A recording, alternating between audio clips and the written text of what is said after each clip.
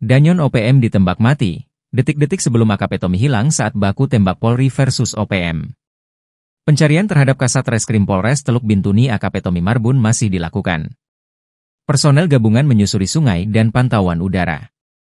Namun, hingga hari keempat pencarian pada Minggu, 22 Desember 2024, belum membuahkan hasil. Kabid Humas Polda Papua Barat, Kombes Pol Ongki Isgunawan, mengatakan pencarian ini sudah dibantu helikopter Barharkam Polri. AKP Tommy tergelincir dan terseret arus Sungai Rawara. Operasi pencarian dipimpin langsung Kapolres Teluk Bintuni, AKBP Charudin Wahid. Sebelum hilang, AKP Tommy Samuel Marbun memimpin pengejaran terhadap OPM di Distrik Moskona Barat, Teluk Bintuni, Papua Barat. Di tengah pengejaran, Polri berhasil menembak mati seorang anggota OPM. Martin Aikingging, salah satu anggota OPM yang tertembak dalam kontak senjata di Kampung Meyah Lama, Distrik Moskona Barat, Teluk Bintuni, Rabu, 18 Desember 2024. Jabatan Martin Aikingging adalah Komandan Batalion Moskona.